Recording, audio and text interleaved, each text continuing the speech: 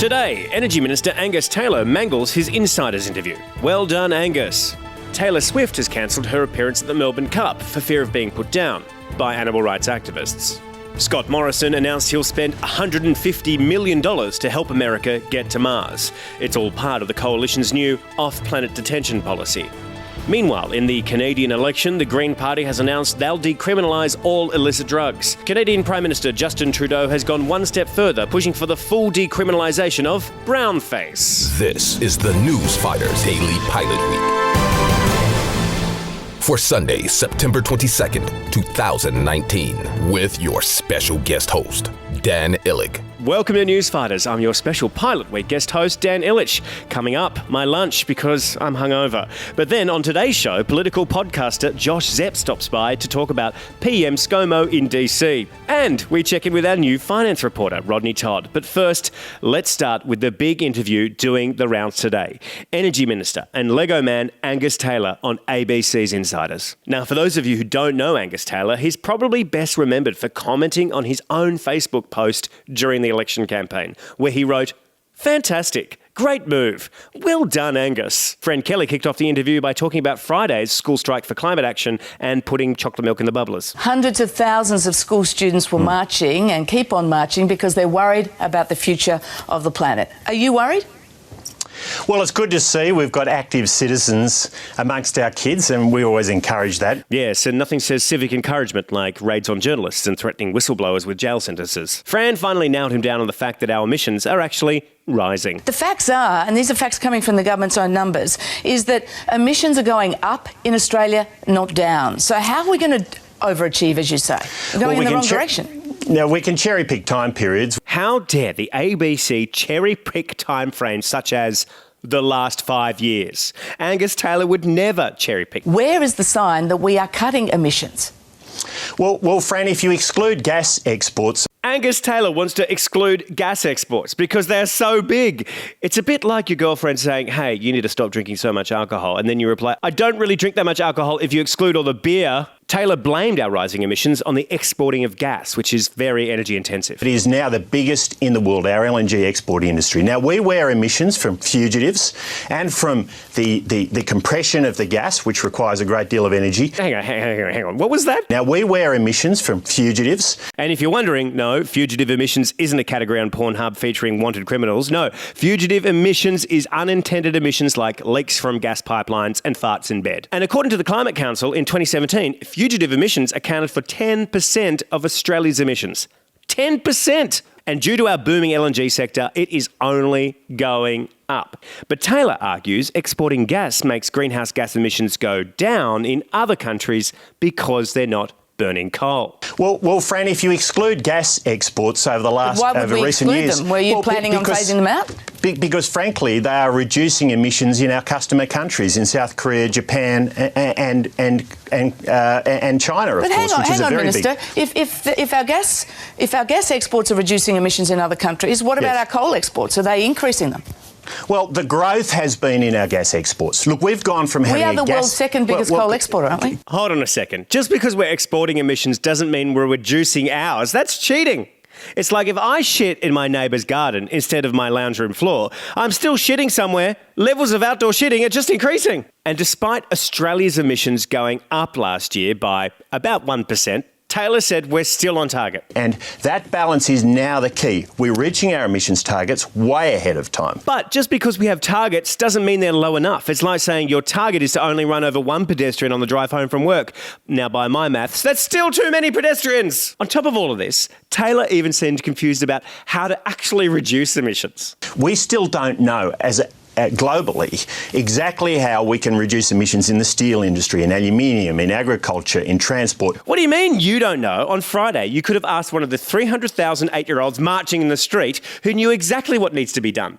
Fuel these industries with cheap green renewables. And besides that, what is this word? Aluminium. Can you just say that again? Aluminium. Well, I didn't catch it. Aluminium. The other thing about those 8-year-olds is at least they know how to pronounce aluminium. And when questioned why the coalition doesn't just back the National Energy Guarantee, which had bipartisan support, Taylor said this. Well, Fran, the opposition called it a Frankenstein policy. Actually, when Labor were talking about Frankenstein policy, they were just talking about their former leader, Bill Shortbot. The multinationals should get a tax cut, yet we're not carrying out cuts to our hospitals for hip surgery and cataracts. In conclusion, you don't have to be a cherry picker to know that Angus Taylor's muddled, hypocritical and misleading interview on Insiders this morning smelt worse than a fugitive emission. However, looking back, I think Angus Taylor would say it was fantastic. Great move. Well done, Angus.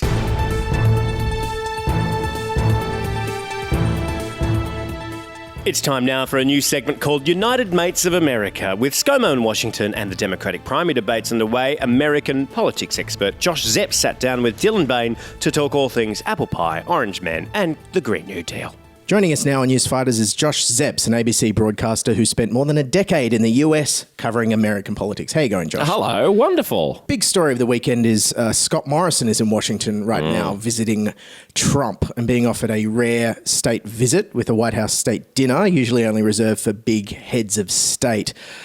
How few friends does Donald Trump have that Scott Morrison is getting a state dinner? I think this is one of those ways in which they know that they can please a country that they want to please without actually having any skin off their nose, because it's fun for them as well. Because Trump, it's been said that Trump doesn't want to be the head of the government, but he does want to be the head of state.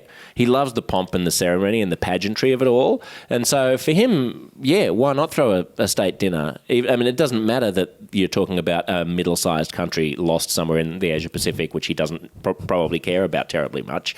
Throw him a bone and have a nice overcooked steak, which is the way that Donald Trump likes it. Now, is it beginning to look a bit like a bromance? Like, what do you think they see in each other? Like, what do they have in common? Well, I think that there's a certain folksy heartland authenticity that ScoMo exudes that Trump likes. But I also wouldn't overestimate the extent to which Donald Trump has any idea who Scott Morrison is until 3 seconds before he walks into the room. Moving on to the 2020 presidential race, yes. The Democratic debates have been underway. Do you think any of the candidates on stage at the moment have a chance at beating Donald Trump? Yes, I'm not of them.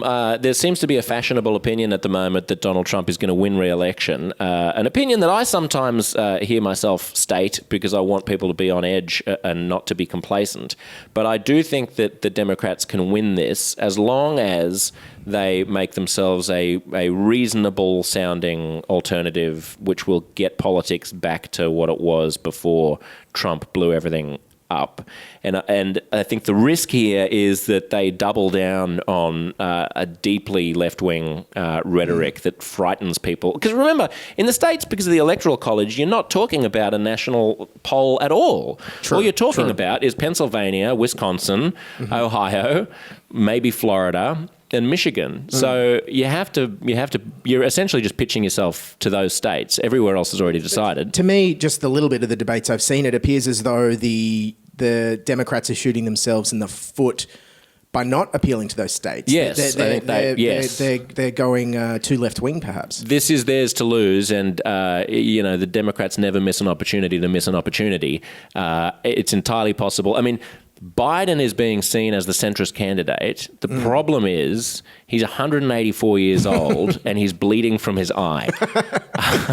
Literally bleeding from his eye and stumbling over such easy... I mean, he's always been gaffe-prone.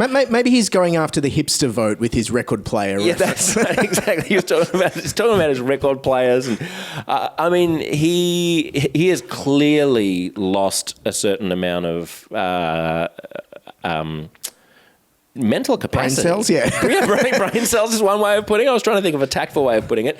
I mean, so's Trump, and he's clearly still popular. Yeah, but Trump is vital. Oh, right. Okay. You know, Trump is a crazy old man he's not railing. Sleepy Joe. Yeah, that's right. Exactly. And look at Bernie Sanders. This is not an ageist criticism that I'm making, because Bernie Sanders basically and Donald Trump, they behave approximately the same way they did 400 years ago. Yes, they came out of the womb cantankerous old men. Yeah. And whereas Joe Biden, you look at him even just 5 years ago, and he had a capacity for language and a certain nimbleness of spirit that came across. I mean, to be fair, the debates are 3 hours long. I mean, I can barely do a 10-minute podcast. This is also a very true point. But I think when you're asking me, can they win? I'm looking at Pete Buttigieg, the Mayor Pete, as probably a formidable candidate against Trump, because I think what you're going to want is someone who is young and sunny to contrast Christian. against... he is also that, but he's also gay, so that offsets the Christianity. So that's a 6 of one, half a dozen of another. And then in the elite cities, it's probably they offset each other the other way. That's true. Yeah, exactly. That's right. Now, how long ago did you move back from the States? A year and a half ago. And has it been a nice change coming back to Australia, where Trump is kind of a bit more ignored, a bit more disregarded? I often see him up the back of the news bulletin with the surfing dog. You know, that's right. In the novelty tour. The panda who can't get an erection. What's he done now? Rather than that's right. I guess we had the luxury of distance there. Yes, absolutely. No, totally. And I think we should ignore him as much as we can. Now, I know you, and probably a lot of the listeners know you from ABC News Breakfast on the weekends. Now, just a big question that's been nagging at me is you haven't tackled the big issue that Today and Sunrise have been talking about lately, which is how long should you leave your tea bag in for? So the debate on social media over how long to leave a tea bag in the cup. One man on Twitter has sparked the argument after saying he doesn't trust people who don't leave their tea bags in the mug to steep. Correct. Why is this a blind spot for ABC News 24? No, I hadn't even seen that. Is that what Sunrise has been focusing on? Is it how long to leave the tea bag in? I keep my eye on the news, and it just comes up constantly. What's the answer, though, Dylan? I think the tea bag companies suggest 3 to 5 minutes. It's way too long. Yeah. Because after 5 minutes, I mean, the tea's cold. Mind you, we have keep cups now, though, which keep... We do. Being at the ABC, you have those, I'm sure. No, I defiantly refuse the keep cup. I actually pay 50 cents extra for my coffee just so that I don't have to use a keep cup and I can be as wasteful as possible. And as I pass Craig Rucastle in the hall, I go, "Watch me throw out my coffee cup, you smug asshole." That's what I say, is right to his face. Hello, Craig. Josh, great to have you here. Anything you want to plug at the end of the show? Oh, well, you can watch me on Weekend Breakfast on the ABC. You can find episodes of my old podcast, We the People, live on iTunes. You can listen to my Radio National show, The People Versus, on Sundays at 4, or also as a podcast on the ABC Listen app. Very busy man. Thanks for making time for being on Newsfighters. No problem. The Reserve Bank is set to meet this week with rumours that they'll make a further cut in interest rates. To discuss this and all the latest in the financial markets, it's financial advisor Rodney Todd. So, Rodney, big week in the economy. What grabbed your attention? Well, Dan, there was a lot of economic data this week, but the thing I really want to talk about is cryptocurrency. Cryptocurrency. Right. What is cryptocurrency? Well, it's currency, that's crypto. Can you just elaborate on that a little bit more? No. Okay. So how does one get into cryptocurrency? Well, if you go to my website, rodneytodd.com, and click on the link where it says click here for crypto, it takes you to an exchange where you can buy crypto. Hang on, what exchange? CoinSpot. So why do people have to go to your website? Oh, so I'll get commission. Or it's safer to go to my website first. Safer. Okay. So, and what cryptocurrency should people purchase? They should purchase Vericoin. And what is Vericoin? It's a cryptocurrency. Yeah, I get that. How is it different to, say, Bitcoin? Well, Bitcoin is proof of work and Vericoin is proof of stake. Okay, what is proof of work and proof of stake? Well, it's pretty self-describing. No, it's not. Anyway, you should go to my website and click the link and buy some Vericoin. All right, how much is one Vericoin? Currently, it's at 7 cents. Or you can exchange it and buy Rodbucks. What's Rodbucks? It's my new cryptocurrency. It's better than Bitcoin and it's better than Vericoin. How so? Well, it's not mainstream, so, it's cooler. You wouldn't hear about Rodbucks in the news. It keeps a low profile. It's good for families. If you're single, it's waterproof. It's fireproof, unless you want to waterlock it, which you can do as well. It comes in a variety of colours. It's not a good description for a cryptocurrency. What, are you against the environmentally friendly crypto, Dan? Do you hate the environment, do you? No. Well, then buy some. Okay. Go to my website. Okay, I'm going to your website. It's 7 cents each, right? Yep. Okay, I'll just buy one Rodbucks and see how it goes. Yeah. No, you can't. It's a minimum. How many? 10,000. 10,000? That's $700. Dan, that's an investment. It could be worth triple by the end of this podcast. Oh, I don't know. Do it for journalism. Do it. Okay.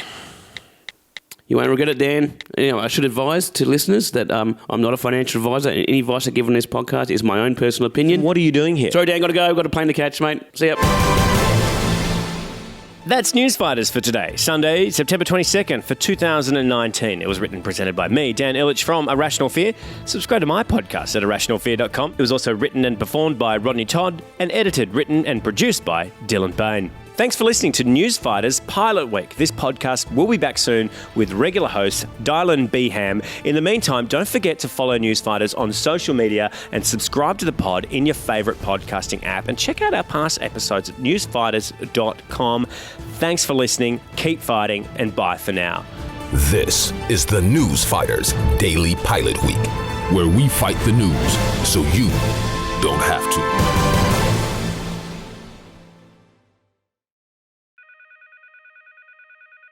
Rodney, it's Dan. Hola, Dan. Hi, mate. I'm just trying to find out how my rod bucks are going. Oh, it's been really turbulent since you bought. Oh? Yeah, it went up from 7 cents up to $5. Oh, my God, Rodney. I made $49,000 today? Well, yeah, if you cashed out at the right time like I did. So what's it worth now? Oh, hang on, let me check. Ooh, it's about 0.3 of a cent. What? Oh, hang on, Dan. Dos margarita, por favor. Wait. So now my $700 is worth $30? You got to know when to fold them, Dan. Anyway, I got to go, man. My tacos are getting cold. I got to go. Fantastic.